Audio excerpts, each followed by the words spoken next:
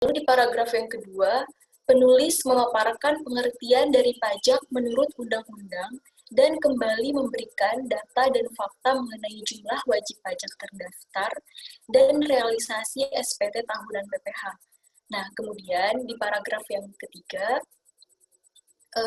penulis mengemukakan opininya mengenai langkah yang sudah harus Direktorat Jenderal Pajak lakukan terhadap wajib pajak sektor lainnya seperti UMKM yang masih memiliki tingkat kesadaran pajak yang relatif rendah dibanding wajib pajak besar. Pada paragraf yang keempat diberikan data dan fakta oleh penulis mengenai banyaknya jumlah UMKM di Indonesia, tetapi berbanding terbalik dengan rendahnya kontribusi UMKM terhadap penerimaan pajak. Lalu, di paragraf yang selanjutnya dikemukakanlah aturan yang dibuat pemerintah untuk UMKM seperti tarif pajaknya yang rendah dan sifat pajaknya yang final.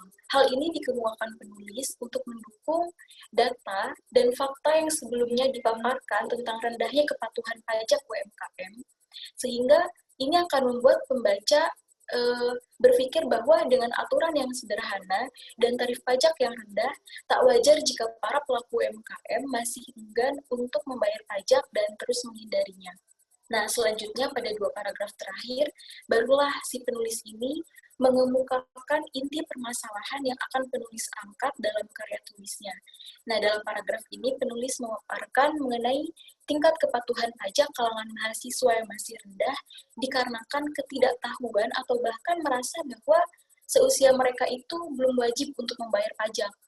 Nah, setelah membaca bagian latar belakang dari KTTA penulis, dapat kami simpulkan bahwa isi latar belakang ini dapat dibagi menjadi 3 bagian, yaitu boleh di-scroll Mas Lintang.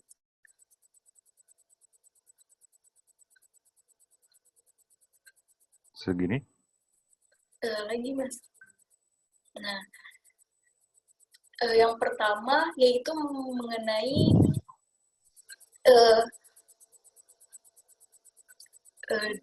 di atasnya, Mas.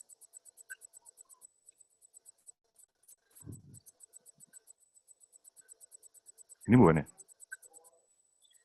Ke atasnya lagi.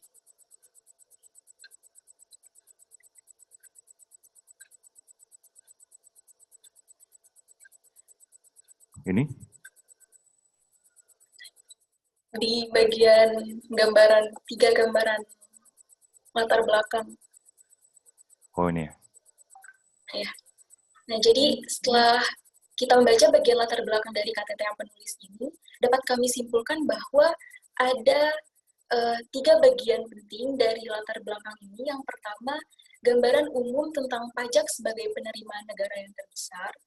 Yang kedua, menyatakan bahwa kontribusi UMKM ini dalam penerimaan pajak tergolong rendah, padahal perekonomian di Indonesia didominasi oleh UMKM.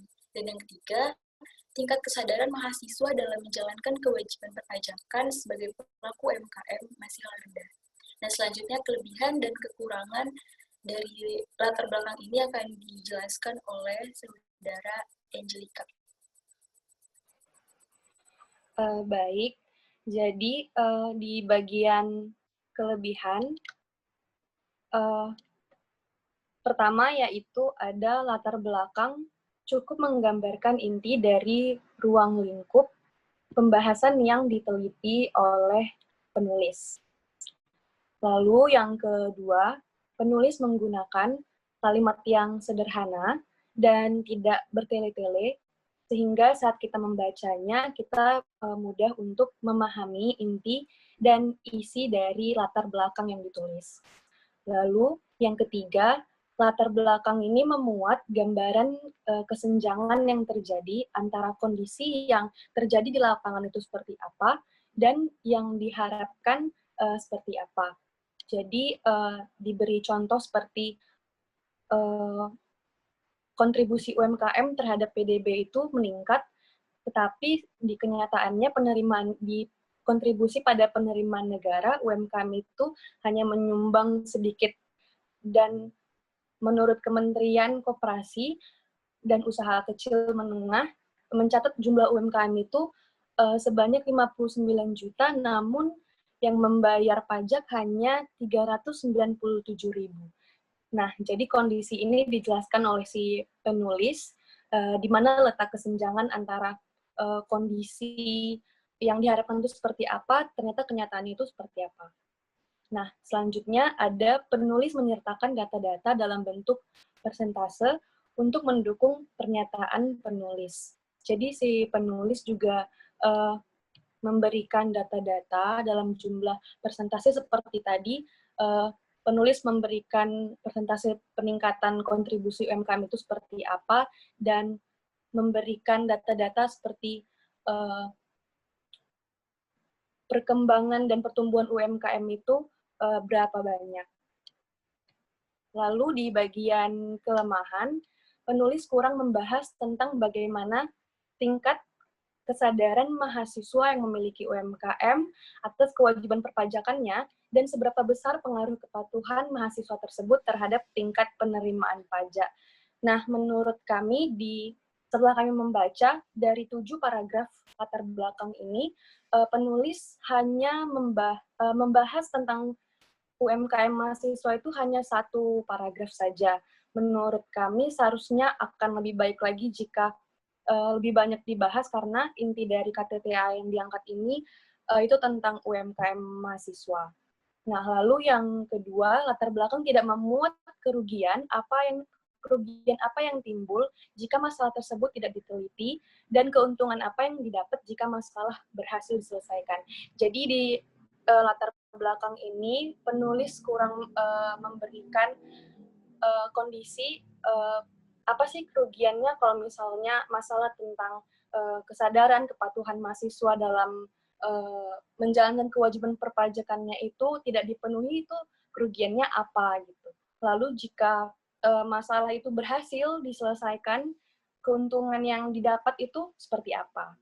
Nah, lalu yang ketiga ada latar belakang tidak memuat solusi atau alternatif penyelesaian masalah. Sebenarnya ini ada bagiannya tersendiri, di bab 4 itu ada bagian saran, namun dari yang saya baca, alangkah baiknya jika kita juga memberi gambaran seperti apa solusi yang bisa kita tawarkan. Untuk bagian selanjutnya boleh dilanjutkan oleh teman kami.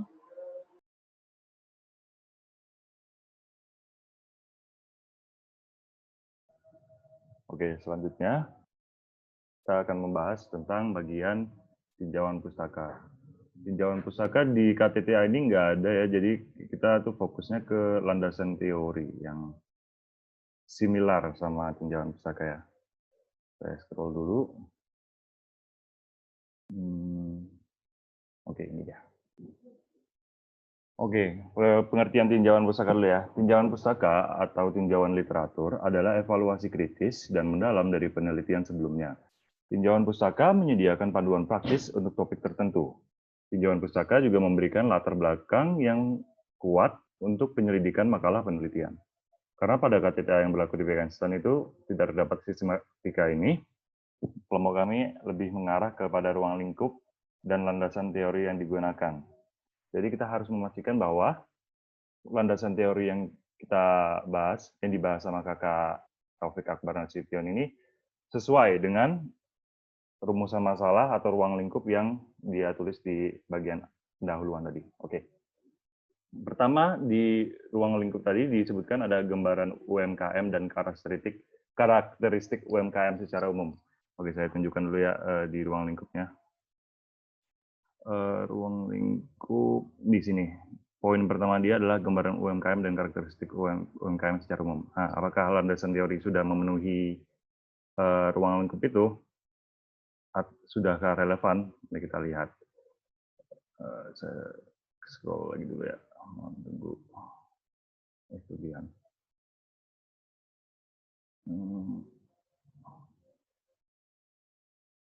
Oke. Nah, kita patokan ke rumusan masalah tadi kan. Oke. Dibilang di sini landasan teori memenuhi poin A ruang lingkup, yaitu gambaran UMKM dan karakteristik UMKM secara umum. Nah, ini bisa dilihat di poin ke-8. poin ke-8 dari landasan teori yang sudah menyebutkan definisi UMKM, beserta poin ke-9 yang sudah menyebutkan karakteristik-karakteristik UMKM. Nah, pemaparan materi untuk definisi UMKM-nya itu sudah dipenuhi definisi-definisi dari usaha kecil, usaha menengah, dan usaha besar. Dan juga disebutkan kriteria-kriteria yang mengklasifikasikan apakah itu usaha mikro, usaha kecil, atau usaha menengah berdasarkan kekayaan bersih dan penjualan tahunan maksimal. Lalu, pengklasifikasian definisi usaha mikro, menengah, dan besar itu dimuat dalam pasal 6 UU nomor 20 tahun 2008. Penulis juga menyertakan teori dari karakteristik UMKM, namun sepertinya ada beberapa tipe yang saya temukan di sini ya. Ini tipe yang saya temukan adalah di beberapa masih banyak yang belum. Ini mungkin saya yang lola, tapi saya pikir ini kurang lengkap. Harusnya dilengkapkan ini kalimat ini. Jadi ini masih terlalu ambigu, bukan ambigu, bahkan nggak ada susah ngartinya gitu. Kalau misalnya untuk mendukung karakteristik UMKM ini, sepertinya referensi yang diambil penulis itu dari website hendrausahakecil.blogspot.com. Ini harus saya tunjukkan nggak ya? Nggak usah saya tunjukkan ya, nanti saya share aja ya.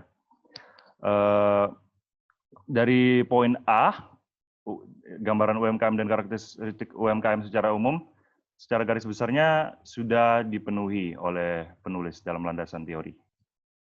Selanjutnya, peraturan pajak penghasilan yang diterapkan untuk UMKM akan dibahas oleh Mas Frans. Oke. Mas Frans, waktu tempat silahkan. Oke, lanjut ya. Pada bagian landasan teori atau batasan ruang lingkup yang akan kami analisa selanjutnya yaitu terkait dengan peraturan pajak penghasilan yang diterapkan untuk UMKM. Nah, di sini sebelumnya coba Mas Lee. Yang pada landasan teori dan pembahasan di sini dijelaskan terkait dengan pengertian pajak dan pajak penghasilan, lalu ada sistem pemungutan pajak, baru ada subjek pajak, objek pajak, tarif pajak bagi UMKM, definisi kepatuhan pajak, dan kewajiban wajib pajak, serta ada definisi UMKM, dan yang terakhir karakteristik UMKM. Nah, pada bagian ini kami membedah mengenai peraturan-peraturan pajak yang diimplementasikan dalam proses bisnis dan administrasi UMKM. Nah, batasan yang dibahas oleh penyusun lalu akan ditranslasikan ke dalam bagian tinjauan pustaka atau landasan teori secara cukup tepat dan jelas. Nah, di sana kami menemukan hal-hal yang cukup sederhana dan tidak terlalu dikomprehensifkan oleh si penulis. Di sana tercermin secara runtut abstraksi pengertian pajak dari pajak penghasilan, lalu diikuti oleh definisi UMKM itu sendiri selaku objek yang akan diteliti, lalu ada karakteristik UMKM, dan usaha-usaha bagaimana saja yang dapat disebut sebagai UMKM. Dan yang terakhir ada UMKM dari sudut pandang ketentuan perpajakan, yaitu terkait dengan PP 46 tahun 2013, dan juga kewajiban-kewajiban serta tarif-tarif pajak yang dipergunakan. Nah, kami berpendapat bahwa konten dari masing-masing poinnya cukup efektif dan tidak berlebihan. Jadi tidak menjurus ke segala macam sudut pandang, namun hanya berfokus pada bagian pengertian UMKM itu sendiri dan bagaimana kita dapat menentukan alasan dari tingkat kepatuhan yang rendah itu jika dikaji dari sudut pandang Undang-Undang Perpajakan atau secara khusus di sini yaitu Undang-Undang LPP 46 tahun 2013. Dan juga ada beberapa yang terkesan seperti seadanya. Jadi secara garis besar seluruh poin dalam subbab landasan teori kami rasa seakan-akan secara khusus memang tersusun berdasarkan kepada pokok bahasan yang kedua ini, yaitu terkait dengan peraturan pajak penghasilan yang diterapkan untuk UMKM. Sumber yang dijadikan oleh penulis pada makalah ini, pada karya ini, yaitu terkait dengan bahan penyaduran, yang dimana di situ sifatnya eksploratif atau tidak eksploratif atau neko-neko. Jadi hanya berkutat di Undang-Undang KUP, Undang-Undang Dasar 1945, Undang-Undang PPH, dan PMK. Penulis mengutip sebuah pendapat ahli, yaitu mengenai kepatuhan pajak yang terbagi menjadi dua, yaitu formal dan material. Yang mana dalam hal ini juga tersedianya didefinisikan dalam PMK serta peraturan-peraturan terkait di bawahnya. Hal yang ingin juga kami sampaikan bahwa jika kami dapat merevisi landasan teori yang dibuat penulis ini, lebih baik untuk susunan atau urutan dari poin-poin yang dimuat di dalamnya reklasifikasikan lagi. Jadi menurut kami lebih baik untuk poin yang ke-8, mohon ditunjukkan Mas Lin, definisi UMKM, dan ke-9, karakteristik UMKM, ditempatkan sebelum poin ke-5, yaitu tarif pajak bagi UMKM, serta apabila poin ke-7 tentang kewajiban wajib pajak, ditempatkan setelah poin ke-3, yaitu subjek pajak. Atau mungkin bisa aja mengganti judulnya menjadi kewajiban wajib pajak. Nah, selanjutnya, pada ruang lingkup yang ketiga, ruang lingkup yang terakhir yang akan kami bahas mengenai si penulis dalam pendahuluan menyantumkan klausul sebelum perubahan PPh final UMKM atau peraturan pemerintah nomor 23 tahun 2018. Nah, kenapa batasan ini ruang lingkup ini kami fokuskan? Karena si penulis berusaha untuk memfokuskan kayak agar landasan hukum yang dia pergunakan itu tidak luas gitu. Jadi dia hanya fokusnya di PP nomor 46 tahun 2018. Sementara pada tahun penelitian ini dibuat, yaitu pada tahun 2018 kalau nggak salah, itu terjadi peralihan antara PP 46 ke PP 23. Jadi sebenarnya si penulis ini merasa kalau nanti ketika ia di pembahasannya akan menggunakan PP 23, itu jadi arahnya jadi nggak jelas gitu. Dia sebenarnya mau meneliti tingkat kepatuhan ini atau lebih ke kesadaran mahasiswa ini atau UMKM ini terhadap peraturan yang baru gitu. Jadi kami garis bawahi bahwa si penulis ini cenderung untuk menunjukkan bahwasannya dia hanya fokusnya pada ranah di PP 46 ini gitu. Jadi hal ini relevan dengan waktu penelitian, yaitu seperti yang saya sebutkan tadi bahwa terjadi peralihan, sehingga untuk mengetahui tingkat kepatuhan perpajakan UMKM mahasiswa hanya berdasarkan peraturan atau ketentuan perundang-undangan yang berlaku saat itu. Nah, kami beranggapan bahwa kalimat sebelum PP 23 itu menunjukkan agar pembaca tidak terkecoh dengan substansi dasar hukum yang dipakai, yang mana pada tahun dilaksanakannya penulisan itu terjadi perubahan. Jadi, diharapkan agar penulis hanya berkutat di satu topik masalah saja, yaitu atas kepatuhan pajak UMKM mahasiswa dan hasil penelitiannya tidak bias dari yang diharapkan. Lalu, tambahan dari kami, penulis cukup bijak dalam mengarahkan pembaca supaya orientasi penelitian hanya berdasarkan pada apa yang mempengaruhi atau dipermasalahkan oleh tingkat kepatuhan itu. Karena kalau penulis membahas juga tentang peraturan yang baru berlaku di tahun itu, nanti variabel uji sampelnya atau indikatornya akan kompleks dan memakan waktu yang panjang dan berbelit-belit. Hal yang kami perhatikan juga dari maksud penulis bahwa penulis sengaja mencantumkan batas ini untuk mensegmentasikan dinamika perkembangan dunia usaha yang kini mayoritasnya didominasi oleh sektor UMKM. Jadi objek penelitian kali ini dihubungkan dengan ketentuan peraturan perundang-undangan yang berlaku. Jadi menurut kami tidak efektif ketika penulis menanyakan apa yang responden ketahui tentang pajak final UMKM terhadap kewajiban pembayaran pajak dari usaha yang dijalankannya, dan sekaligus menekankan bahwa peraturan yang mengakomodir pada saat itu juga telah berubah. Jadi lebih baik di sini posisi kami cukup setuju dengan penulis bahwasannya dia hanya menekankan pada seberapa patuhkah si WP ini, UMKM mahasiswa ini terhadap peraturan perundang-undang yang lama gitu. Jadi dia nggak menanyakan juga gitu, apakah Anda tahu tentang peraturan pajak yang baru berlaku di tahun itu gitu.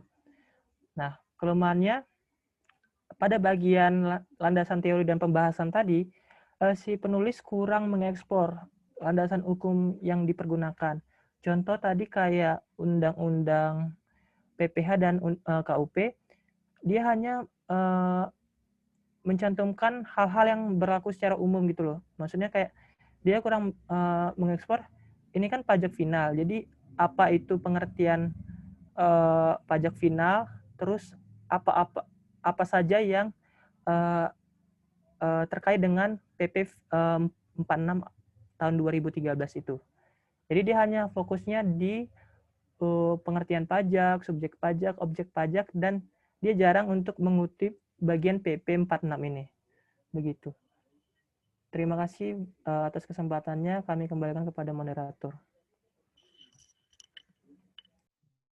Oke, itu sekian presentasi dari kelompok 5 yang membahas tentang kepatuhan, tapi harusnya kewajiban ya namanya, dari UMKM. Ini bagaimana Pak? Harus ada sesi pertanyaan atau langsung dioper ke kelompok lain Pak? Ada yang mau nanya nggak, teman-teman? Kelompok lain ada yang mau nanya? Atau teman-teman yang lain bukan nanya yang presentasi hari ini, tapi yang lain mau bertanya dengan kelompok 5? Nggak ada? Ya, kalau gitu saya nanya. Oke Pak. Oh maaf Pak, boleh sebelum saat menjawab kami dikasih waktu untuk diskusi sebentar Pak? Lama amat, kalian mah udah ngambil waktunya kelamaan. Iya maaf Pak. Jawab aja. Baik-baik, spontan. Oke. Saya tertarik nih dengan ininya. Oh ya, sebelumnya terima kasih ya sudah presentasinya cukup baik. Saya senang lihat alur berpikirnya, mengkritisi beberapa bagian. Di latar belakang pertama tadi saya senang tuh ada kritisi kelebihan, kekurangan tuh saya senang. Cuma teman-teman kelihatannya miss tadi di bagian literatur. Tapi jadi saya bertanya-tanya, sebetulnya si siapa sih namanya ini? Taufik Akbar Nasution tuh pertanyaan penelitiannya apa sih sebetulnya? Saya di ruang lingkup bisa lihat Pak. Sebentar, Pak. Di Katita ini saya lihat tidak ada rumusan masalah Pak, tapi adanya ruang lingkup pembahasan. Jadi dia nggak pernah bertanya penelitiannya apa, dia nyangkut apa tidak, sih? Langsung tujuan gitu deh. Tapi mungkin bisa di tujuan ini kan biasanya nyambung ke rumusan masalahnya Pak. Mungkin bisa dilihat dari tujuan. Ya, jadi menurut teman-teman pas nggak itu? Ini yang diceritain ini cuma cerita ngobrol ngalur gitu loh, atau memang sudah benar nih, sudah clear? Dari tujuan penulisannya Pak? Ya, bisa menjawab nggak sih yang dibaca, terus dari latar belakang, terus di literatur review-nya yang dia sampaikan, tinjauan pustaka yang dia sampaikan, itu sebetulnya sudah menjawab arah penelitiannya dia nggak sih? Kalau dari landasan teori ya Pak, itu sudah menurut saya sudah lumayan cukup memenuhi poin 1 dari tujuan penulisan Pak, menjelaskan gambaran umum tentang UMKM di Indonesia. Tapi sesuai yang tadi saya omongin juga, di bagian karakteristik tadi ada yang miss sedikit, ada typo sehingga ambigu. Kalau poin kedua, ada yang bisa bantu kelompok anggota saya? Mungkin Franz tuh bisa. Mungkin Franz bisa. Halo Franz. Halo, yang lain kelompok timnya gimana? Ayo. Oh, sepertinya dia ada masalah di rumahnya, Pak. Iya, ini saya pikir juga lumayan memenuhi, Pak, yang nomor 2, Pak. Ada di bagian tarifnya, Pak, di sini. Oke. Sip. Berarti Oke. penelitiannya si Mas siapa nih? Mas Taufik Akbar. Akbar Nasution ini satu-satunya di Indonesia ya, membahas UMKM mahasiswa ya? Kalau itu belum cukup saya cek, Pak. Belum saya lihat apakah ada yang sama. Enggak, maksudnya dari yang kamu baca di literatur review, dia cuma satu-satunya penelitian di Indonesia nih. Oh iya. Yang paling keren tentang UMKM mahasiswa gitu ya. Iya, Pak. Loh, kamu yakin nggak? Insya Allah yakin, Pak. Ngawur. Kok bisa kamu yakin? Emang dia ini sangat hebat, super hebat gitu, sama kayak Einstein gitu. Satu-satunya orang yang melakukan penelitian tentang UMKM mahasiswa. Untuk di tahun 2019, iya, Pak, mungkin. Kalau di sebelum-sebelumnya pasti sudah ada, Pak. Sebelum-sebelumnya pasti sudah ada. Iya. Disebutkan nggak sama beliau terkait dengan literatur, kajian literatur, bahwa ada penelitian-penelitian sebelumnya? Atau dia cuma cerita ngalor ngidul bahwa Dia di bagian, sempat saya lihat di bagian pembahasan dia melakukan survei sih, Pak. Melakukan apa? Survei. Survei? Iya, semacam survei gitu. Itu apa bisa dianggap penelitian, Pak? Loh, survei itu ngambil data bukan, Mas? Mas Lintang? Iya, Pak. Itu bukan termasuk penelitian, Survei Pak? ngambil data kan? Iya. Kalau literatur review kan berarti mempelajari Oh. literatur sebelumnya. Iya, Apakah ada orang-orang sebelumnya, KTTA sebelumnya, orang-orang lain sebelumnya yang melakukan penelitian hampir sejenis dengan Mas siapa ini tadi? Taufik Akbar Nasution ini? Jujur saya belum. Kalau dia merasa nomor satu, memang tidak ada yang disebutkan. Dia merasa yang paling nomor satu lah. Breakthrough ini, breakthrough. Iya, tampaknya emang si penulisnya nggak ada ngasih di sebelum-sebelumnya itu siapa yang udah pernah membahas ini gitu, Pak. Nggak ada dikaitkan seperti itu. Oke, jadi memang masih miss di situ. Itu mungkin yang nanti teman-teman harus tambahkan lagi. Oke, ada pertanyaan lain? Sementara ini dulu lah ya. Ada pertanyaan lain, teman-teman? Izin bertanya, Pak. Ya. Tadi saya cukup menarik, tadi ada salah satu sumber, katanya pakai Blogspot ya, Mas? Jadi disebutin. Mau dilihat itunya? Enggak, maksudnya itu sebenarnya boleh nggak sih, Pak? Mungkin atau teman-teman kelompok 5 menggunakan sumber dari Blogspot, karena saya dulu pernah dapat pelajaran di SMP atau SMA, lupa. Itu katanya kalau pakai Blogspot itu nanti datanya nggak valid. Nah itu mungkin bisa dibantu. Kemarin sebenarnya saya cuma, maaf ya, Pak, saya sebenarnya cocokologi gitu, Pak. Soalnya saya cari karakteristik UMKM di dasar hukum itu saya belum ketemu, Pak. Bahkan di PP apa tadi, 24 tahun 2008 kali ya. Nggak disebut, 20 tahun 2008. Belum disebutkan karakteristik UMKM, tapi cuma menjelaskan definisi UMKM. Jadi saya coba copy paste bagian karakteristik UMKM-nya, terus saya searching, terus ternyata dapat dari sini. Dapat dari Blogspot itu karakteristik UMKM-nya. Kalau boleh atau enggak, nggak tahu, saya nggak bisa jawab. Mungkin Bapaknya bisa, Pak, kalau boleh atau enggak ya, Pak. Oke, nanti aja deh. Itu agak rusuh tuh nanti. Oke, udah banyak kan nih. Grup berikutnya deh. Thank you, grup 5 presentasinya. Thank you, Mas Zulkarnain atas pertanyaannya. Silakan di-share ke grup 3.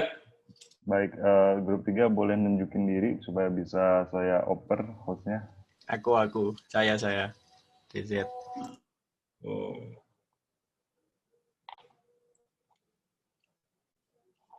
Oke, silahkan.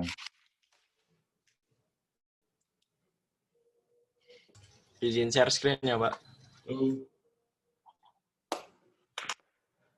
Kalau yang presentasi bisa menghidupkan video atau kameranya, biar kita semua sama-sama yang tidak presentasi bisa melihat teman-teman yang presentasi.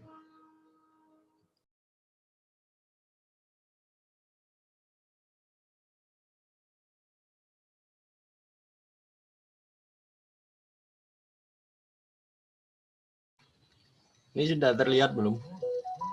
Udah, Mas Ded. Oke. Jadi ini langsung aja ya Pak ya? Ya nanti aja lah, besok pagi juga boleh. Ya. Selamat malam Pak Firman dan teman-teman. Jadi kami dari kelompok 3 kan mempresentasikan tentang analisis latar belakang dan tinjauan pustaka KTTA dengan judul Tinjauan Asas Perpajakan Indonesia berdasarkan nilai-nilai Pancasila, karya Muhammad Raka Islah Adima. Next slide. Nah, ini ada table of contents kelompok kita. Yang pertama ada pendahuluan, lalu pembahasan yang terdiri dari ulasan latar belakang, ulasan tinjauan pustaka, ulasan landasan teori, dan yang terakhir ada kesimpulan. Next. Nah, yang pertama ini ada pembahasan ulasan latar belakang. Dalam latar belakang penulisan KTTA yang berjudul Tinjauan Asas Perpajakan Indonesia berdasarkan nilai-nilai Pancasila ini, penulis menjelaskan sebab mengangkat tema ini karena Pancasila menjadi dasar negara dan way of life bangsa Indonesia. Nah, proses penjabaran latar belakang sebagai berikut. Yang pertama, fungsi Pancasila sebagai dasar negara. Yang kedua, pentingnya perpajakan di Indonesia. Yang ketiga, pentingnya nilai Pancasila dalam sektor perpajakan. Untuk sebelumnya, ini yang ada di PPT kami itu kayak ringkasannya gitu, Pak. Jadi, penjelasannya nanti akan dijelaskan oleh yang pembawa ini. Next. Nah, ini ulasan latar belakang ya. Kami rasa penulis ini tuh menggambarkan masalah dalam latar belakang dengan jelas, singkat, dan padat sehingga kami dapat memahami dengan jelas apa yang dimaksud dan tujuan pembuatan KTTA ini. Nah, tetapi penulis itu tidak menjelaskan dari mana sumber data awalnya. Penulis sempat menyebutkan sebesar 80% sumber pendanaan negara itu berasal dari pajak tanpa menyebutkan dari mana asal data tersebut. Penulis juga memberikan penjelasan tentang pajak, tetapi tidak menyertakan sumber informasi tersebut. Berdasarkan latar belakang yang telah dibuat oleh penulis KTTA, kami menyimpulkan bahwa kerangka berpikir penulis atas topik yang dipilihnya adalah yang pertama, nilai Pancasila sebagai dasar negara dan way of life bangsa Indonesia. Jadi Pancasila itu harus tetap dijaga sebagai suatu hasil karya besar bangsa. Yang kedua, teori atas pemungutan pajak. Pajak itu merupakan pungutan terhadap masyarakat, maka pajak harus memiliki asas yang jelas dalam pemungutannya agar tidak terjadi hal yang merugikan dan ketidakadilan bagi masyarakat. Dalam KTTA ini, metode penelitian yang digunakan penulis adalah kajian pustaka atau studi literatur. Nah, menurut kami, ide dari penulisan KTTA tersebut sangat bagus karena pajak itu merupakan hal yang sangat penting bagi suatu negara dan Pancasila merupakan sebuah dasar dari negara. Sehingga diperlukan sebuah tinjauan apakah hal penting tersebut, yaitu pajak, sesuai dengan nilai-nilai dalam Pancasila yang menjadi dasar suatu negara, yaitu negara Indonesia. Tetapi, penulis itu tidak menetapkan rumusan masalah yang pasti dalam KTTA tersebut. Nah, sebaiknya penulis memasukkan masalah yang relevan dengan pembahasan KTTA tersebut yang nantinya dapat memunculkan research question terhadap masalah tersebut. Dan adanya rumusan masalah menjadikan penelitian menjadi lebih kompleks dan terstruktur.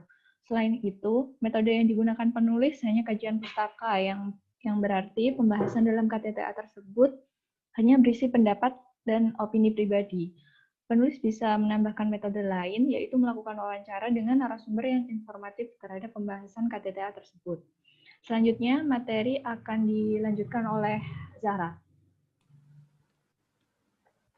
Untuk ulasan tinjauan pustaka, yang pertama untuk relevansi pokok bahasan yang di-highlight dalam tinjauan pustaka, penulis menulis asas perpajakan, definisi perpajakan, dan Pancasila. Menurut kami, itu sudah cukup relevan untuk memaparkan secara singkat apa yang hendak ditulis oleh penulis di dalam KTTA-nya. Selanjutnya, kesesuaian pokok bahasan dengan penjelasan yang dipaparkan penulis. Belum sebelumnya lagi. Nah, untuk yang pertama, asas perpajakan. Nah, di situ penulis mengambil sumber literatur, yaitu berupa buku An Inquiry into the Nature and Cause of Wealth of Nation, karya Adam Smith, yang buku itu menjelaskan tentang apa yang menjadi sumber kekayaan bangsa, di mana juga menjelaskan 4 asas pemungutan pajak yang lazim disebut the four canons maxims taxation. Nah, secara keseluruhan emang sudah sesuai dengan pokok bahasan, tapi setelah kami mencari, ternyata penulis ngeklaim kalau asas itu asas yang paling sesuai, tapi ternyata ada 7 pedoman asas pemungutan pajak yang berlaku di Indonesia, yaitu asas finansial, asas ekonomis, asas yuridis, asas umum, asas kebangsaan, asas sumber, dan asas wilayah. Nah, kami merasa bahwa penulis juga memerlukan untuk, penulis perlu untuk memasukkan 7 asas tadi selain milik Adam Smith, selain karena lebih rinci dan juga lebih relevan karena digunakan di Indonesia. Selanjutnya untuk definisi perpajakan, penulis menulis definisi perpajakan berdasarkan UU KUP yang itu sangat terpercaya dan tidak mudah disanggah. Jadi sudah sesuai. Dan kemudian sila ini penulis membagi menjadi 2 subbab, yaitu subbab pertama mengenai pengertian Pancasila, penulis menggunakan data kualitatif yang menggunakan sumber literatur berupa gagasan dari Daman Roziki, tapi gagasan tersebut tidak ditulis di dalam daftar pustakanya ternyata. Kemudian menurut kami keakuratan data ini tidak dapat dipastikan karena sangat bergantung pada seberapa besar objektivitas dan subjektivitas pengamat dalam menyampaikan gagasan tersebut. Kemudian subbab kedua mengenai nilai-nilai Pancasila, penulis menjabarkan pemaknaan nilai-nilai Pancasila satu persatu dari sila 1 sampai sila kelima, tetapi lagi-lagi tidak menggunakan sumber literatur. Jadi tentunya data ini memiliki keakuratan yang rendah. Selanjutnya, lanjut untuk ulasan landasan teori. Nah, dalam bagian ini penulis menggunakan sumber literatur untuk menjabarkan hubungan perpajakan dengan nilai-nilai Pancasila, yaitu berdasarkan pendapat Sumitra. Menurut kami, hal ini kurang kuat untuk menjadi dasar analisis yang digunakan oleh penulis. Secara keseluruhan, dari bagian tinjauan pustaka tersebut, pemilihan topik dalam bahasan dalam bab 2 dan bab 3 oleh penulis sudah relevan dengan judul KTTA tersebut. Kemudian kekurangannya itu, penulis pada bagian tinjauan pustaka, yaitu penulis kurang mengambil banyak sumber literatur untuk mendukung dan menguatkan analisis penulis dalam membahas pokok bahasannya. Contohnya seperti bagian definisi perpajakan tadi, hanya mencantumkan definisi dari UU KUP, padahal penulis bisa mengembangkan definisi tersebut dengan mencantumkan lebih banyak sumber. Lanjut. Yang terakhir, pada bagian kesimpulan, sebenarnya dari tadi juga sudah disebutkan tentang kelebihan dan kekurangan dari tiap-tiap bagian. Untuk kesimpulannya, latar belakangnya sudah bagus karena sudah menggambarkan tentang apa yang hendak ditulis oleh penulis, tidak mencantumkan sumber sama sekali. Terkait tinjauan pustaka, penulis telah memaparkan dengan cukup singkat dan relevan apa yang akan dibahas di dalam KTTA tersebut. Pemilihan literatur juga tepat. Kemudian, penulis hanya menggunakan sedikit literatur dan hanya menggunakan satu metode penelitian, yaitu tinjauan pustaka. Kami awalnya berpikir kalau penulis ini nggak mencantumkan di bagian isi, tapi mencantumkan di bagian daftar pustaka tentang kalimat-kalimat yang dikutipnya. Menurut kami itu merupakan kutipan, tapi ternyata setelah kami mengecek pada bagian daftar pustaka, ternyata tidak ada sumber-sumber itu. Begitu. Sudah cukup, Pak.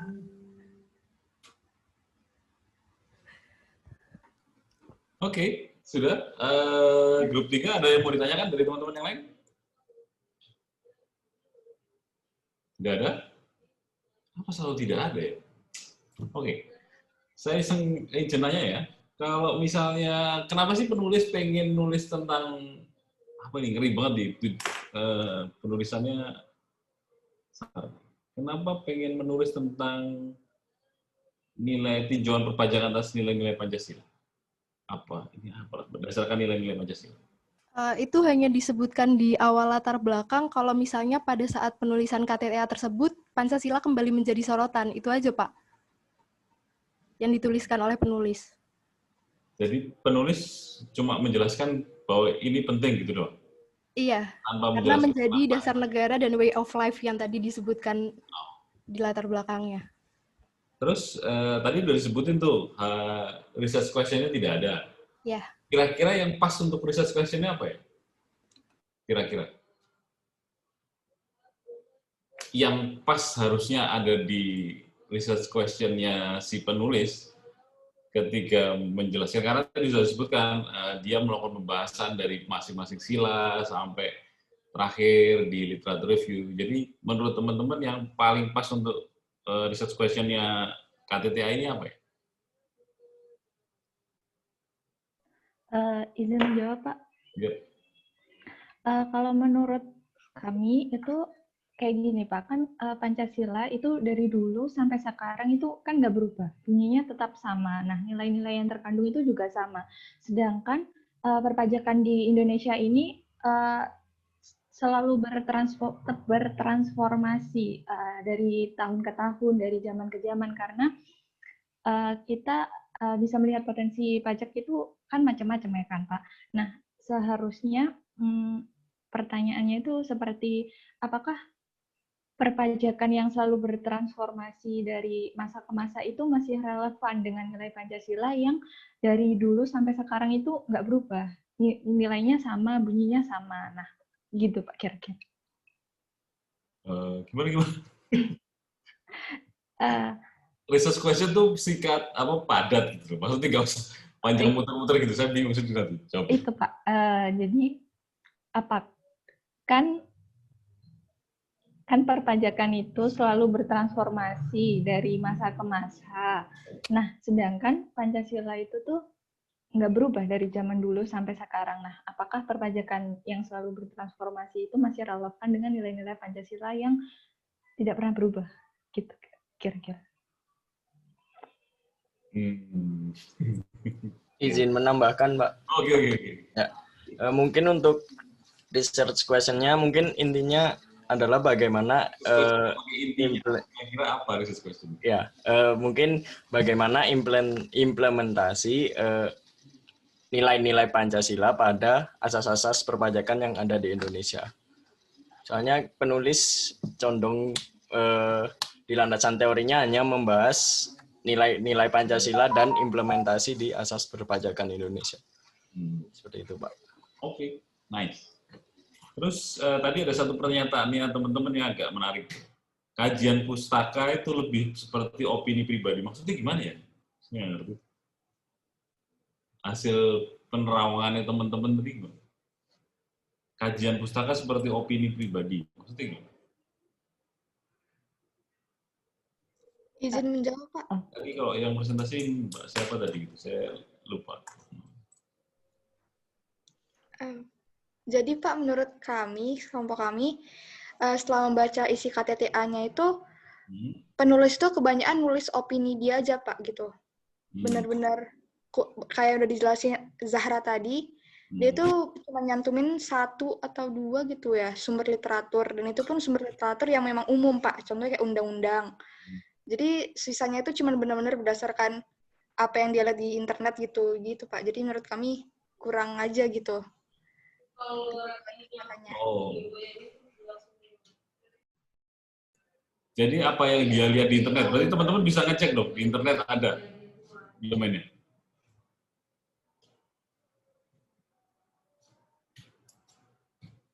Ada yang ngecek di internet berarti dokumennya ada gitu?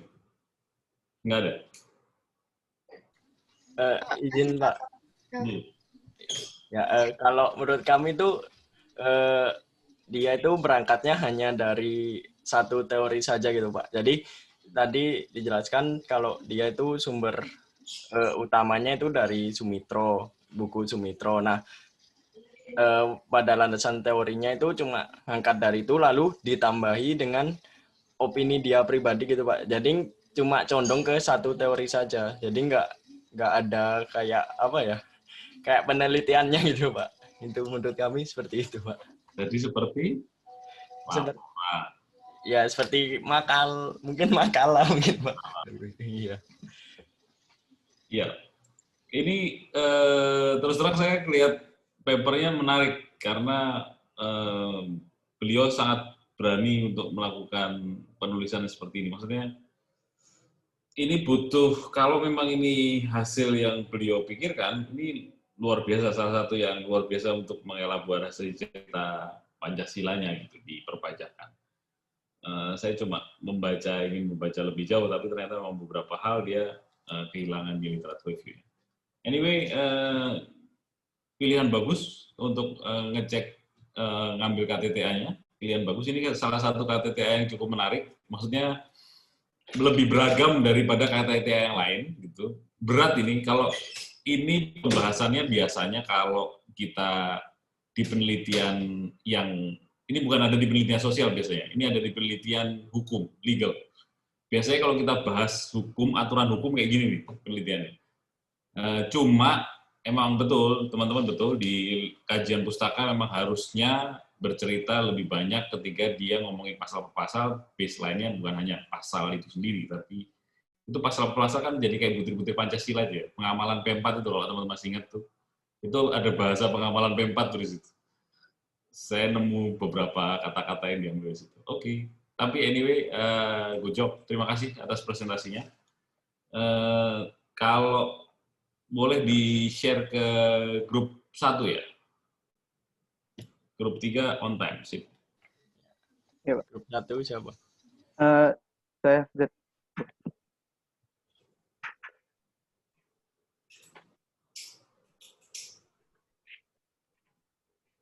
Izin share screen ya, Pak. Oke.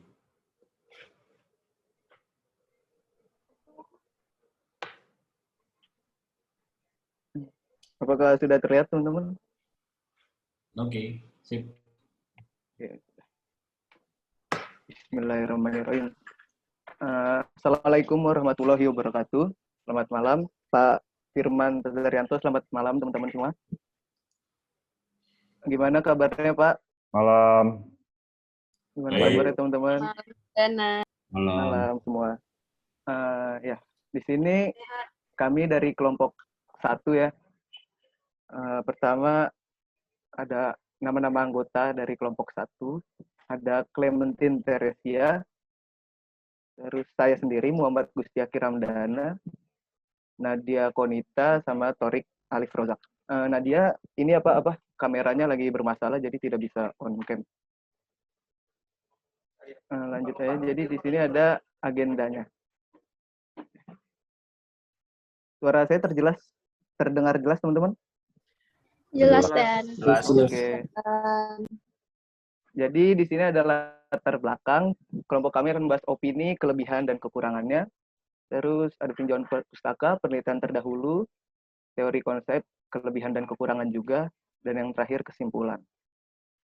Masuk dulu ke latar belakang. Di sini saya akan menjelaskan secara singkat latar belakangnya dari KTTA milik Sugeng Wahyudi ini. KTTA milik Sugeng Wahyudi ini membahas tentang pengenaan PPN, penyerahan jasa aplikasi pada ojek online. Judul dari KTTA-nya ini adalah Tinjauan Pengenaan PPN, Penyerahan Jasa Aplikasi pada Ojek Online. Dalam proses bisnis ojek online terdapat sistem bagi hasil antara operator ojek online dengan mitra. Besaran bagi hasil yang ada itu 20% dan 10%. Dengan demikian, selain melakukan penyerahan jasa kepada pelanggan, operator ojek online juga melakukan penyerahan jasa aplikasi kepada mitra, yaitu atas jasa mempertemukan antara pelanggan dengan mitra, yaitu pengemudi ojek online itu. Nah, dalam PMK nomor 80 tahun 2012 tentang jasa angkutan umum di darat dan jasa angkutan umum di air yang tidak dikenai PPN, mendefinisikan kendaraan yang termasuk angkutan umum tidak dikenakan PPN adalah kendaraan yang menggunakan tanda nomor kendaraan dengan dasar kuning dan tulisan hitam, sedangkan kendaraan ojek tidak demikian. Nah, oleh karena itu, penulis tertarik untuk melakukan tinjauan di lapangan terhadap pengenaan PPN atas penyerahan jasa aplikasi ini pada ojek online. Lanjut kepada opini, kekurangan, dan kelebihan yang akan dijelaskan oleh teman saya, Clementine. Oke, selanjutnya saya akan membahas tentang opini, kekurangan, dan kelebihannya. Yang pertama, opini. Menurut kelompok kami, dalam penyusunan latar belakang pada pada KTTA ini sudah cukup baik. Latar belakang sudah mencakup hal-hal yang perlu disampaikan dalam suatu latar belakang. Gaya bahasa yang digunakan penulis dalam menyusun latar belakang adalah membahas dari hal-hal yang bersifat umum, lalu mengerucut ke permasalahan yang lebih spesifik.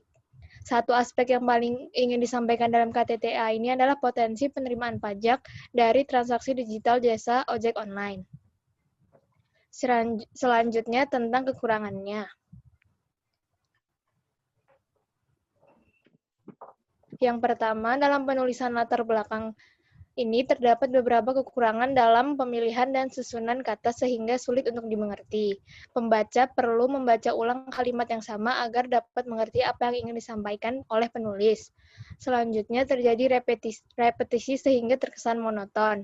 Contohnya yaitu dari paragraf 1 sampai paragraf 3 itu membahas tentang ekonomi digital Indonesia yang semakin berkembang. Di paragraf 1 dikatakan bahwa ekonomi digital Indonesia terbesar dan tercepat se-Asia Tenggara.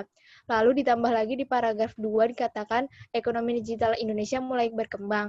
Lalu diulangi lagi di paragraf ketiga dengan kata-kata yang sama bahwa ekonomi digital Indonesia semakin berkembang. Selanjutnya tentang kelebihannya.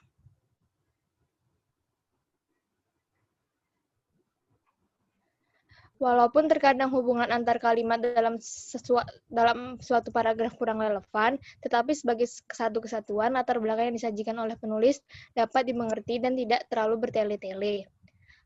Yang kedua, data disajikan lengkap dan relevan, sekaligus dengan penyebab dan kerugian atau keuntungan apa yang akan terjadi kalau masalah tersebut tidak diteliti dan ditindaklanjuti. Salah satu beberapa datanya itu data-data dari laporan ekonomi Google, lalu data yang yaitu pusat data ekonomi dan bisnis. Lalu penyebabnya itu ilmu pengetahuan dan teknologi yang semakin maju sehingga ikut mendorong laju ekonomi digital. Dan kerugiannya itu risiko kehilangan potensi penerimaan PPN dari transaksi ojek online. Dan keuntungannya yaitu potensi penerimaan pajak dari transaksi tersebut. Lalu yang ketiga, latar belakang dapat menjelaskan dengan baik permasalahan, potensi, dan alternatif solusi yang ditawarkan oleh penulis. Permasalahannya yaitu bagaimana pemenuhan kewajiban perpajakan penyediaan jasa ojek melalui aplikasi daring di Indonesia. Potensinya yaitu yang tadi keuntungannya apabila diterapkan yaitu penerimaan pajak Indonesia dari transaksi ojek online. Adapun alternatif solusinya yang diberikan oleh penulis yaitu mengambil ilmu dari negara lain yang sudah terlebih dahulu mengenakan pajak pada ekonomi digital. Misalnya Australia yang telah mengenakan pajak atas penjualan jasa kena pajak dan produk digital dari luar negeri yang dikonsumsi oleh warga Australia.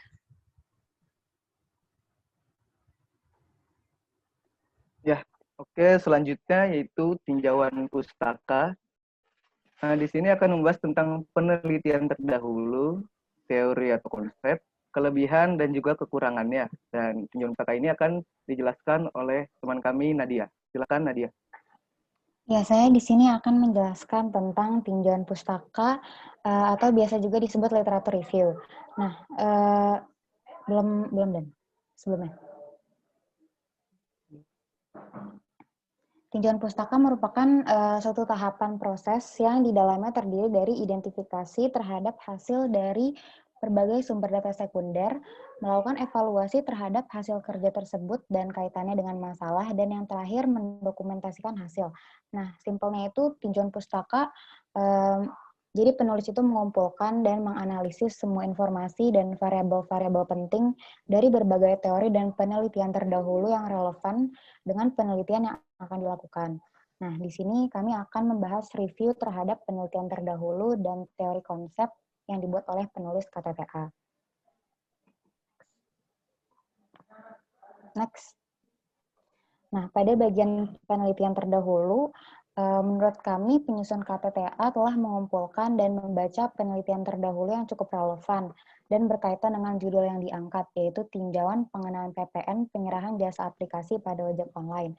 Nah, di sini penulis KTTA membuat daftar penelitian terdahulu ada 3. Yang pertama itu ada tinjauan aspek pengenaan PPN atas jasa layanan transportasi online.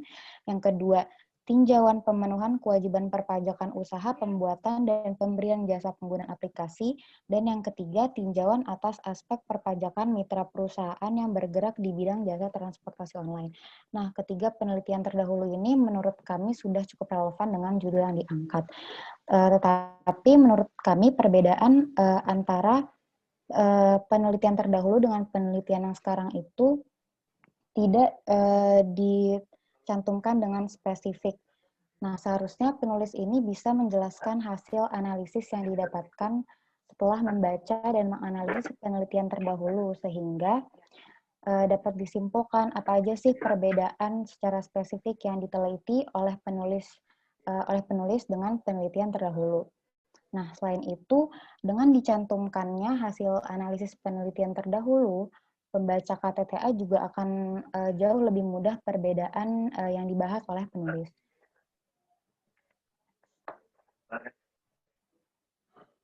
Next.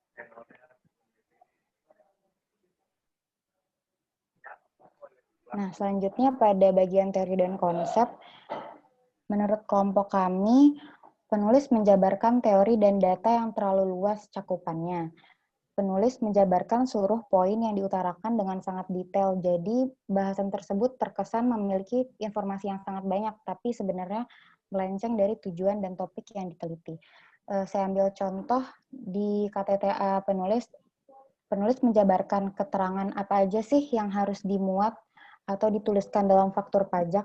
Menurut kami, hal tersebut itu sudah terlalu detail sehingga konsep dasarnya itu keluar dari topik yang diteliti oleh penulis. Selanjutnya, penulis juga kurang menjelaskan poin teori dan konsep mengenai transportasi online, yang padahal merupakan unsur utama dari topik yang diangkat. Selain itu, juga cara penulis menjelaskan suatu hal, penulis memberikan beberapa teori, tapi penulis tersebut tidak membandingkan antar teori tersebut ataupun memberikan hasil analisis dari penulis sendiri. Next.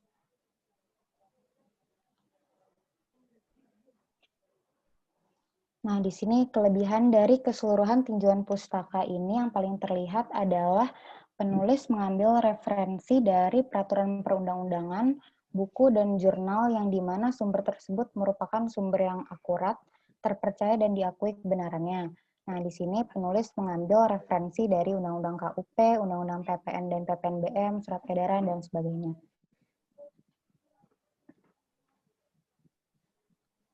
Nah, selanjutnya kami menemukan beberapa kekurangan dalam KTTA ini.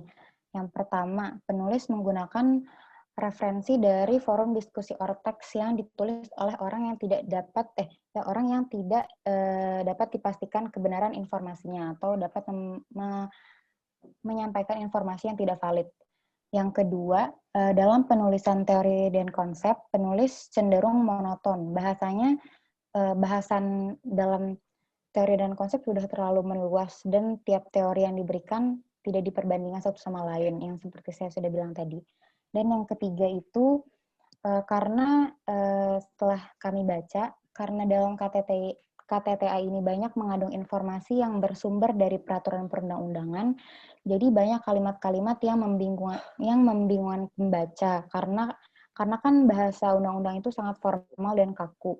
Jadi dan oleh penulis tidak ditambahkan penjelasan lebih lanjut yang bisa lebih dipahami oleh pembaca. Jadi pada beberapa bahasan, pembaca terkesan sedang membaca undang-undang, bukan makalah penelitian.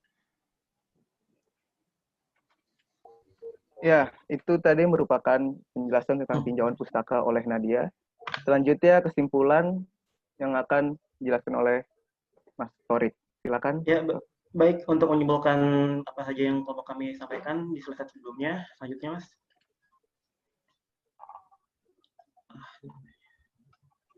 Nah, untuk penulisan latar belakang dan tinjauan pustaka pada KTTA yang berjudul tinjauan pengenaan PPN, penyerahan jasa aplikasi pada ojek online, ojol ini sudah cukup baik. Mengulangi pembahasan yang telah kami tulis, data yang disediakan Kak Sugeng Wahyudi sebagai penulis KTTA sudah lengkap dan cukup relevan. Sebagai satu kesatuan, latar belakang yang disajikan oleh penulis itu dapat mudah dimengerti dan tidak bertele-tele. Namun, untuk tujuan pustaka yang disusun, pemaparan materi, teori dan data yang terlalu luas dan kurang jelas dalam perbedaan antara penelitian terdahulu dengan penelitian penulis lakukan. Jadi, berdasarkan pembahasan yang telah kami lakukan, latar belakang KTTA dapat diperbaiki dalam pemilihan dan susunan kata dan hubungan tata kalimat yang terkadang kurang relevan. Tinjauan pustaka bahasan yang terlalu luas dan tidak diberikan analisis perbandingan teori oleh penulis, yang akhirnya bisa membingungkan membaca akibatnya. Lalu, selanjutnya, Mas. Baik, terima kasih. Itu udah mengakhiri PT kami, Mas Dana. Ya, terima kasih kepada Mas Lorik. Itu saja Pak, teman-teman. Apakah ada yang ingin memberikan pendapat atau bertanya? Silakan.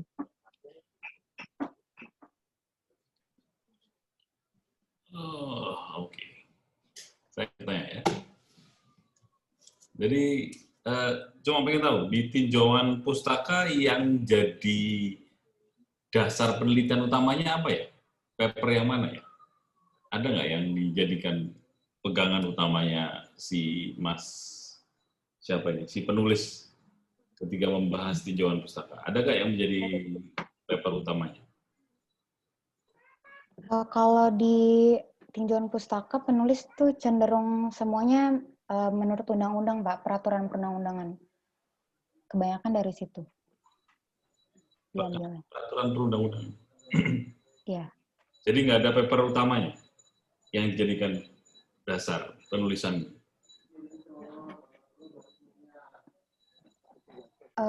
Setelah saya baca sih nggak ada, Pak.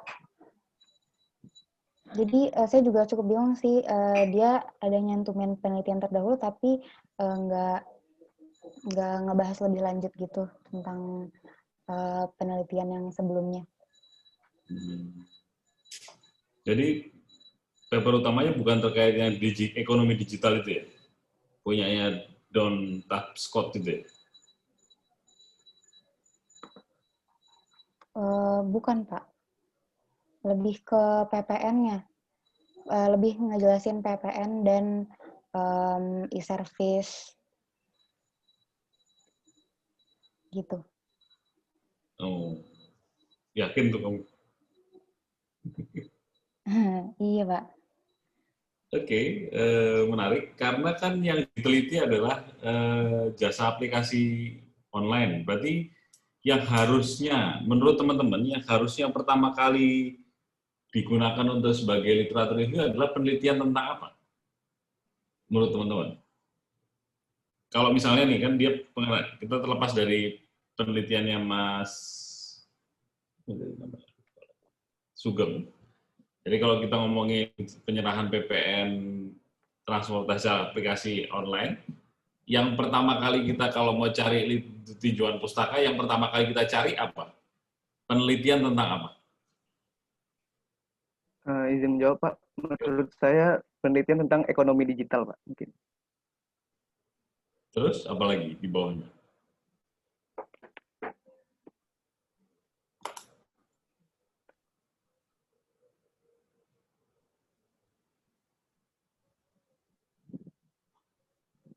Terus apa lagi? Saya mau bahas tentang penyerahan PPN jasa aplikasi online, jasa aplikasi pada ojek online.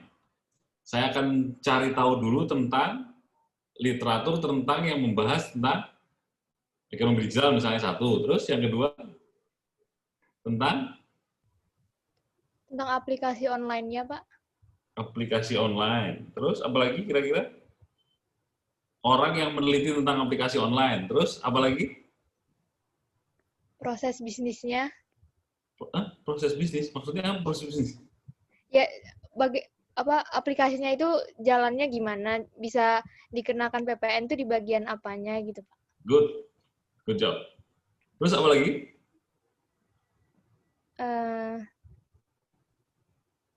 PPN-nya, Pak. PPN-nya tentunya kan? Iya. Berarti undang-undang yang akan mengatur terkait dengan ojek online ya. Jadi, nah dari yang disampaikan oleh Mas lagi tadi lupa lagi. Sugeng, Pak. Sugeng Wahyudi.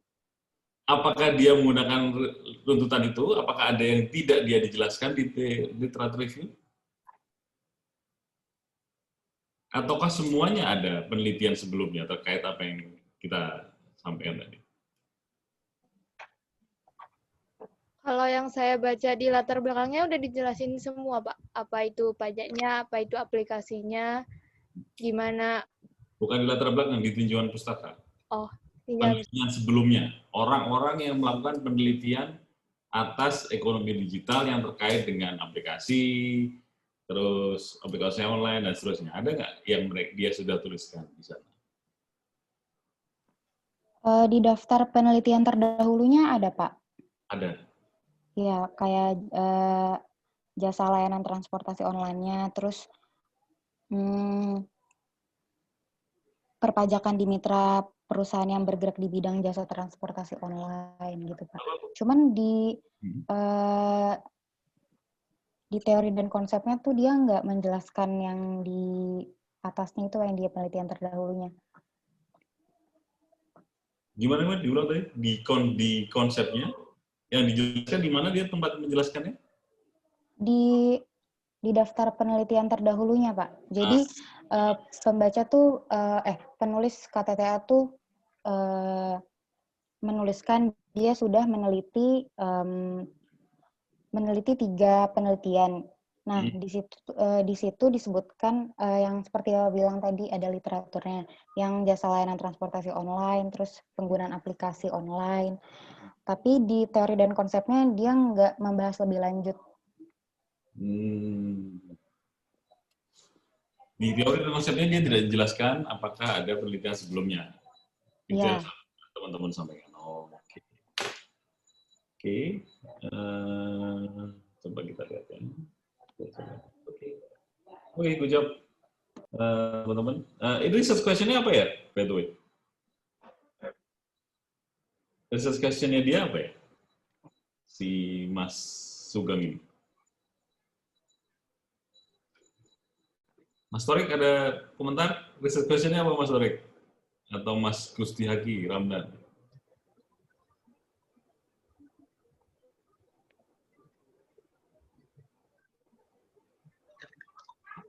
Ya, Pak. Pertanyaan penelitiannya apa yang di paper ini? Mungkin Mas Torik bisa menjawabnya. Oh, aku yang jawab ya. Pak, untuk ini mungkin agak dana sama saya. Mungkin Pak, untuk mencari tahu untuk praktek penyerahan jasa aplikasi pada ojek online. Gimana Mas? Putus tadi suaranya. Bagaimana praktek di lapangan terhadap pengenaan PPN atas penyerahan jasa aplikasi pada ojek online? Oh, itu disebutkan sama dia di mana? Di bagian mana? Halaman berapa?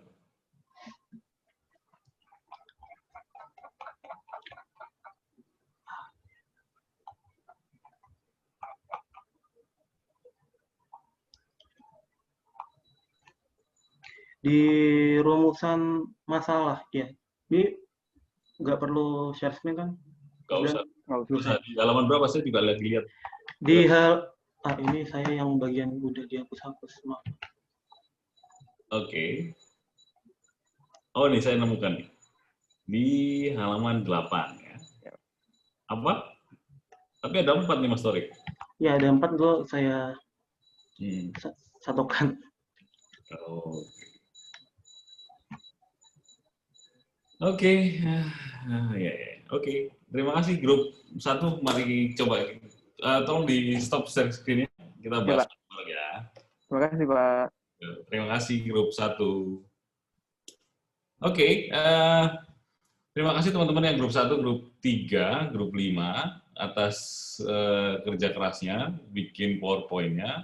Ada yang bikin PowerPoint, ada yang tidak. Tolong dihidupin dong videonya. Saya udah lama nggak lihat teman-teman nih. Oke. Nggak punya kamera. Oh iya, Mas Lintang nggak punya kamera, ya tahu.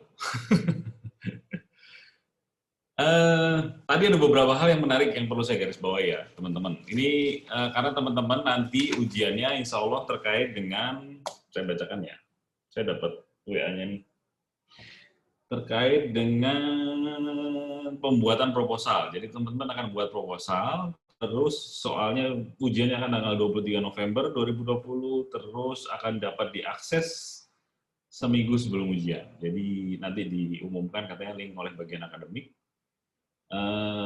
Topik proposal bebas ditentukan, jadi teman-teman mahasiswa boleh memilih topiknya apa saja dan nanti bisa sama dan bisa berbeda dengan topik KTTA-nya, jadi silahkan aja bebas. Oke, nah sekarang saya mau cerita yang tadi, yang sudah presentasi. Tadi ada yang menarik yang dibilang sama Mas Lintang ketika di awal, bahwa menemukan dari data dari Blogspot ya. Jadi penulis mengambil tulisan, ini kalau saya nggak salah mengerti ya, nanti kalau salah mengerti tolong dibetulkan. Penulis mengambil data dari Blogspot untuk ditulis lagi di KTTA-nya ya.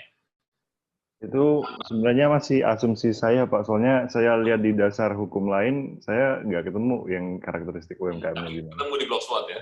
Iya, di Blogspot ada. Ketemu di Blogspot, betul. Jadi dia ngambil referensi Blogspot. Di refer nggak Blogspot-nya sama dia? Tidak. Tapi saya cocok logi tadi, Pak. Hah? Cocok-cocokan, Pak. Saya searching sendiri. Itu mungkin cocok logi yang benar. Ya. Dan itu pernah dilakukan juga sama saya juga, jadi saya tahu caranya. Jadi, jangan pernah melakukan itu. Kalau orangnya iseng, kalau orangnya pakai sistem, iseng nanti di STAN misalnya semakin canggih sekarang pakai sistem tracking, pasti ketahuan. Dan itu namanya plagiat. Plagiat dosa besar dalam penelitian. Jadi sebaiknya tidak. Kalau memang ngambil, pakai kutipan langsung. Kalau tidak ngambil, rephrase atau tulis dengan yang benar dan sampai sumber referensinya. Jangan ngambil Blogspot dan segala macam. Itu bukan hal yang baik untuk teman-teman ngambil Blogspot itu. Terus yang kedua, dalam proses latar belakang, teman-teman banyak yang teman-teman temui dari semua tiga contoh tadi, ada satu contoh yang agak unik memang, yang terkait dengan Pancasila ini cukup unik, jadi teman-teman punya perspektif yang lain tuh. Melihat ada tulisan terkait dengan legal, hukum. Kalau dia membahas hukum, ya seperti itulah model penulisannya. Jadi agak kuat di analogi dan subjektivitas, tapi sebetulnya harusnya di poin literaturnya dia juga akan kuat bercerita. Tapi ternyata di tempatnya yang Pancasila enggak. Selain itu, biasanya dia akan bercerita tentang, saya selalu bilang bahwa kenapa penelitian ini jadi penting. Kenapa teman-teman harus mendefine, bercerita kenapa ini harus penting dilakukan. Tadi kalau ceritanya di UMKM tadi sudah keren tuh, dia bercerita tentang UMKM, segala macam, dan itu punya ada tax gap karena PDB-nya naik, sehingga buoyansinya tinggi. Tapi yang tidak terceritakan di UMKM adalah cerita tentang kenapa harus mahasiswa.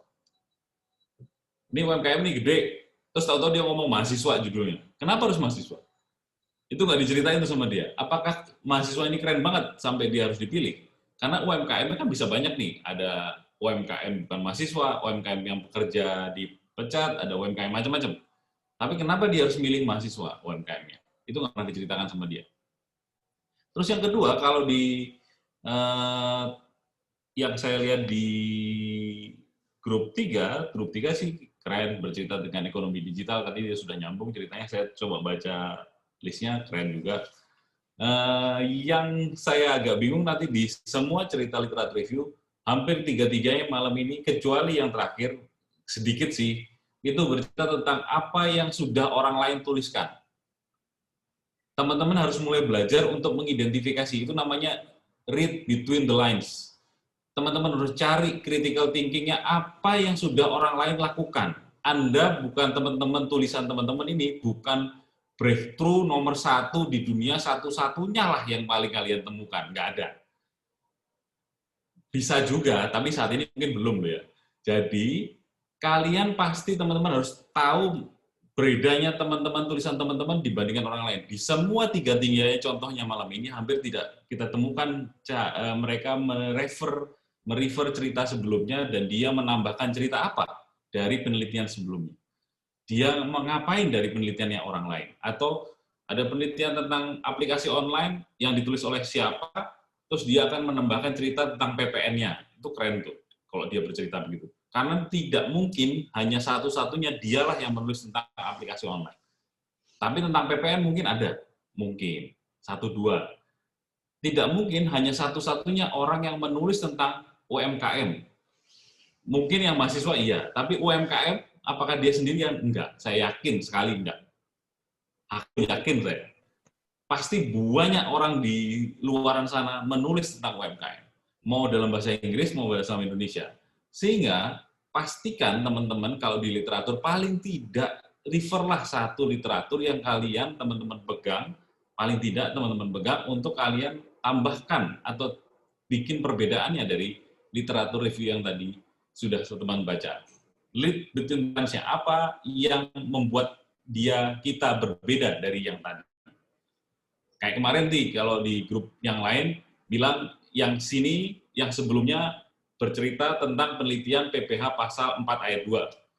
Saya PPH pasal 15 misalnya. Konteksnya saya PPH pasal 15, yang dia 4 ayat 2. Saya bisa menyatakan bahwa dia meneliti yang bagian ini, saya meneliti ini. Oh, yang dia tidak meneliti tentang prosedur, saya meneliti tentang bagaimana prosedur penerapan PPH pasal 15 misalnya. Itu saya menunjukkan perbedaan saya. Semakin teman-teman tidak bisa membedakan, tidak bisa menulis di literatur review yang membedakan teman-teman dengan orang lain, semakin susah teman-teman merasa penelitian Anda original. Artinya teman-teman tidak tahu, penelitian gue ya biasa-biasa aja, saya lulus-lulus aja kok. Nah, enggak juga gitu kan. Teman-teman pasti pengen punya kebanggaan hal-hal tentang apa yang gunakan kesempatan untuk nulis sekali-sekalinya dalam proses. Nanti kalau punya kesempatan silahkan tulis lagi di D4, di S2, di S3, nanti seru. Itu sih kalau saya lihat saran saya untuk proposal penelitian. Jadi proposal penelitian yang ingin saya baca nanti ketika teman-teman submit, ketika hasil ujian, teman-teman bisa menunjukkan kenapa ini penting di latar belakang, terus kenapa harus penelitian yang mana yang membedakan teman-teman ini dari penelitian sebelumnya. Itu kenapa teman-teman harus mulai baca. Juga jangan cuma window shopping, kayak kemarin kita bahas literatur review, itu window shopping, semua diceritain. Itu yang dilakukan sama ojek online tadi, papernya ojek online. Semua diceritain. Ini digital economy, ini segala macam. Yang diskusi di antara ini apa? Sehingga jadi ceritanya apa? Itu nggak pernah disebutkan. Jadi nanti kalau teman-teman bisa, cobalah untuk, saya tidak mengharapkan sempurna, hasilnya keren banget. Enggak. Tapi sudah ada effort untuk menuju ke situ. Itu saja. Seru kok.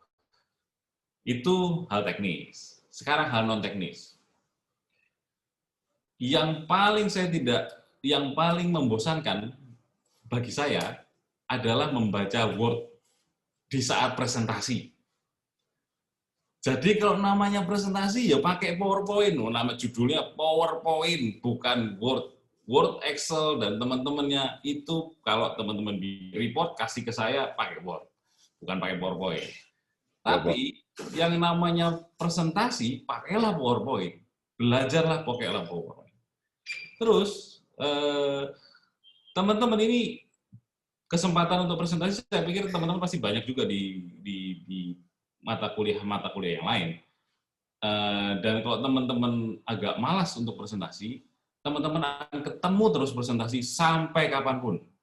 Kecuali teman-teman nggak mau jadi pegawai. Jadi, oh enggak sih, kalau jadi bos juga kayak harus presentasi kalau bayar sendiri. Maksudnya punya usaha sendiri. Presentasi itu kemampuan untuk mendeliver message kepada orang lain. Nggak peduli message-nya apa. Kalau teman-teman nggak bisa mendeliver message, mendeliver yang teman-teman sudah baca, ya repot. Nanti ketika di kantor, teman-teman kan pasti insya Allah masuk kerja semua nih, PNS semua. PNS itu ya begitulah gitu kan, PNS. Gitu ya. Dan kita PNS yang berbeda, teman-teman pasti harus membuat berbeda di unit mana-mana. Nggak mesti harus Kementerian Keuangan sekarang ya, bisa di mana-mana. Ya kalau presentasi lah, pakai PowerPoint. Ini kan kita online nih, gestur.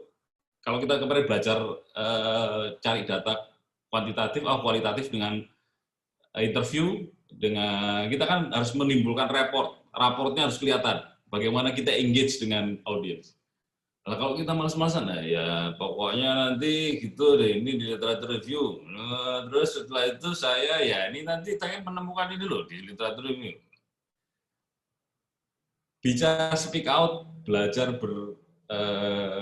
membuat untuk lebih terampil di sana. Itu cuma latihan doang sih. Saya harapannya nanti di grup-grup selanjutnya teman-teman bisa belajar itu. Terus satu lagi, nah ini satu lagi, keisengan saya satu lagi. Belajarlah bertanya. Teman-teman ini kan mahasiswa nih, kita ada di ruang kelas besar, namanya ruang kelas. Belajarlah bertanya. Bertanya itu tidak dosa. Bertanya itu bukan hal yang dikutuk. Kalau tanya dikutuk jadi batu, nggak ada. Tanya ya tanya aja. Kalau nggak tahu, tanya. Kalau pengen belajar berbicara, tanya. Ngomong, tanya. Kalau ada perlu temannya sendiri presentasi, kalau mau ditanya, tanya aja. Jangan sampai, ini temen gue nih, kalau gue tanya nanti, ya pasti marah nih sama gue. Nggak ada urusan, tanya-tanya aja. Nggak ada masalah. Kalau nanti mau bertanya, mau men-challenge, biasa. Itu jadi biasa untuk berdiskusi akhirnya. Teman-teman biasa berdiskusi. Kenapa? Yang membedakan teman-teman dari pekerja tukang fotokopi, teman-teman masuk kantor, terus kerjanya cuma fotokopi doang, disuruh-suruh sana-sini, adalah kemampuan teman-teman berpresentasi, bertanya, berdiskusi di kantor. Itu kemampuan soft skill yang teman-teman harus punya. Sebaiknya teman-teman punya di kantor. Saya tidak mengharapkan teman-teman jago, begitu masuk kantor langsung jago, direktur disikat semua, enggak gitu. Cuma tahu cara bertanya, berdiskusi di saat mahasiswa, itu keren banget. Dan itu kelemahan terbesar mahasiswa STAN biasanya. Menurut pengalaman saya kan anak STAN juga. Jadi menurut pengalaman saya dulu, saya tidak pernah diajari untuk bertanya dengan baik di kelas, maksudnya berdiskusi dengan baik gitu, sehingga ketika masuk kantor gagap dan diem. Ada pertanyaan, Pak, ini gimana? Nggak nanya aja, Pak. Akhirnya ketakutan sendiri untuk bertanya. Padahal itu cuma mental gap. Mental gap itu sesuatu yang sebetulnya nggak ada masalah, gitu, tapi kita takut banget untuk nanya. Ini saya takut nanya. Atau nanti kalau udah sekolah di luar itu takut. Angkat tangan itu takut, karena dosa itu kayaknya. Angkat tangan, bertanya itu dosa. Nggak ada. Jadi belajarlah teman-teman itu. Kalau saya nggak bisa jawab pertanyaan teman-teman, saya akan bilang bahwa nanti saya akan catat, saya akan jawab lewat chattingan misalnya. Nggak ada masalah. Silakan saja. Kalau teman-teman membuat saya nggak bisa jawab, terus saya kasih nilai merah gitu, misalnya saya kasih nilai E gitu, nggak ada masalah. Biasa-biasa aja. Itu sih bagi saya non-teknis hari ini. Jadi teman-teman keren yang sudah di proses presentasi hari ini keren, semuanya meskipun tadi ada yang tidak PPT, tapi saya suka ketika bercerita tentang kelebihan kekurangan dari sebuah paper itu apa, sehingga berarti teman-teman baca dengan baik. Terus yang lain juga ada presentasinya, PowerPoint-nya bisa mengalir. Yang pertama tadi memang yang lama banget. Ya ampun, saya nunggunya sampai setengah jam. Tapi yang lain mengalir dengan cepat, oke, nggak ada masalah. Thank you. Keep up the good work, terus selamat untuk ujian minggu depan. Usahakan yang terbaik, saya tidak mengharapkan sempurna, karena tidak ada yang sempurna. Jadi, kalau bisa tolong dibaca semua PowerPoint atau referensi bukunya. Kalau ngomongin literatur review itu ngomongin apa sih yang harus pengen kita bikin. Teman-teman gampang tinggal bikin proposal doang. Apa yang teman-teman minati, bikin proposal. Dan saya yakin nilai pasti baik, bagus-bagus, anak STAN pasti bagus-bagus nilai. Yang perlu kalian lebih asah lagi adalah kemampuan soft skill sebenarnya. Cari ide, menulis tadi, cari ide terbaik. Apa yang teman-teman bisa pengen idenya apa? Sekalian cari ide, lumayan lah, latihan kan saat ini untuk ujian. Oke, itu sih dari saya malam ini. Kalau ada yang mau ditanyakan, kapan-kapan aja. Sekarang saya nggak terima pertanyaan. Jadi tapi kalau nanti WA boleh. Silakan kalau WA sampai sebelum ujian kalau mau WA silakan aja. Saya nanti bisa jawab. Tapi saya minta maaf sekali lagi, saya sering sekali ini terjadi. Ada yang WA saya jawabannya pasti agak lama, terutama kalau siang. Dan saya biasanya jawabannya agak malam atau pagi, atau ya tergantung kondisi kesibukan di kantor. Terima kasih teman-teman. Kehadirannya saya foto dulu supaya saya punya laporan ke kampus nih. Oke, 1, 2, 3. Oke, thank you. Oke, terima kasih kehadiran semuanya. Assalamualaikum warahmatullahi wabarakatuh. Terima kasih, Pak. Terima kasih, Pak. Waalaikumsalam warahmatullahi wabarakatuh, Pak. Mohon doanya, Pak.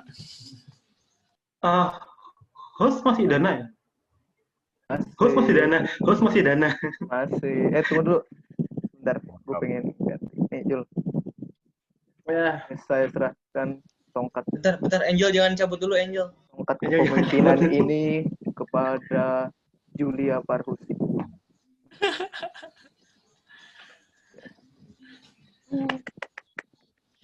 Ngapain nih?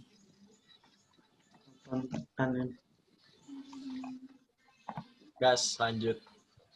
Sentir AKL Z. AKL Z.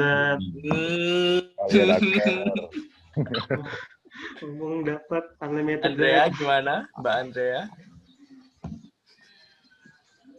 Ya, Deset mau tentir aktor. Akbar apa KL? Dua-duanya dong. Ya.